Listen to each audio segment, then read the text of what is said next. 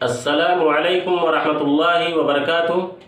الحمدللہ رب العالمین والصلاة والسلام علی رحمۃ للعالمین واشهد ان لا الہ الا اللہ وحدہ لا شریک لہ واشهد ان محمدا عبدہ ورسولہ اما بعد۔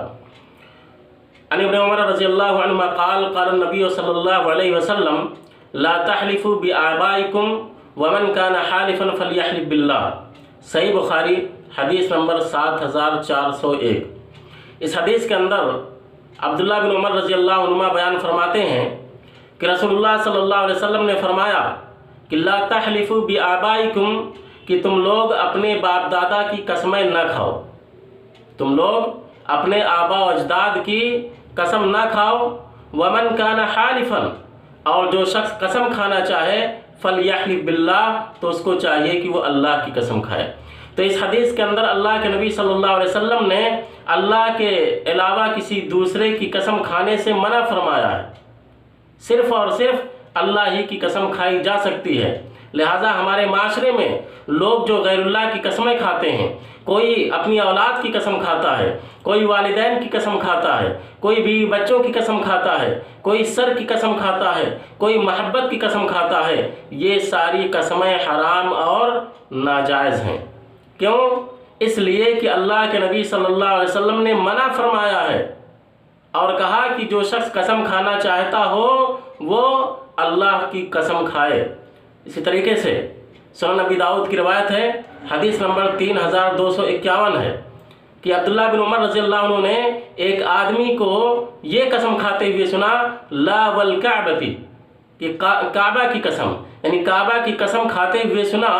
تو عبداللہ بن عمر رضی اللہ عنہ نے اس سے کہا، انی سمعت رسول اللہ صلی اللہ علیہ وسلم یقول من حلف بغیر اللہ فقد اشرک، کہا کہ میں نے رسول اللہ صلی اللہ علیہ وسلم کو فرماتے ہوئے سنا ہے کہ جس شخص نے غیر اللہ کی قسم کھائی اس نے شرک کیا۔ تو دوستو معاملہ بڑا سنگین ہے کہ غیر اللہ کی قسم کو، یعنی اللہ کے علاوہ کسی دوسرے شخص کی قسم کھانے کو شرک قرار دیا گیا ہے۔ لہٰذا ہم سب کو اللہ کے سوا کسی اور کی قسم کھانے سے باز آنا چاہیے، کیونکہ یہ خطرناک چیز ہے، اور اللہ کے ساتھ ساتھ اللہ کی صفات کی قسم کھائی جا سکتی ہے۔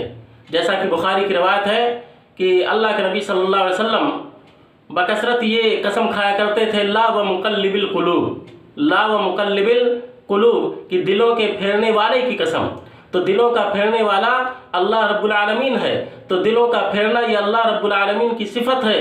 تو اللہ کے نبی صلی اللہ علیہ وسلم نے لا و مقلب القلوب یہ قسم کھائی ہے، لہٰذا ہم اللہ کی صفات کی قسم کھا سکتے ہیں۔ اللہ کے دیگر جو نام ہیں ان ناموں کی بھی قسم کھا سکتے ہیں، لیکن اللہ کو چھوڑ کر کے کسی دوسرے کی، خواہ وہ نبی ہو، فرشتہ ہو، ولی ہو، والدین ہو، اولاد ہو، بیوی ہو، کوئی بھی شخص ہو، کسی کی بھی قسم کھانی جائز نہیں ہے۔ جس شخص کو بھی قسم کھانی ہو وہ اللہ کی قسم کھائے، وہ بھی سچی قسم کھائے، یا پھر اللہ کی کسی صفت کی بھی قسم کھا سکتا ہے۔ اب سوال ایک یہ ہے کہ کیا قرآن کی قسم کھائی جا سکتی ہے؟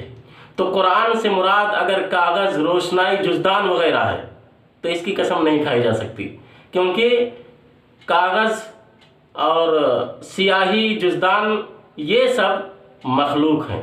ہاں، قرآن جو اللہ کا کلام ہے تو اللہ کا کلام اس کو مان کر کے قسم کھائی جا سکتی ہے، کیونکہ اللہ کا کلام یہ اللہ کی صفت ہے اور قرآن بھی اللہ کا کلام ہے۔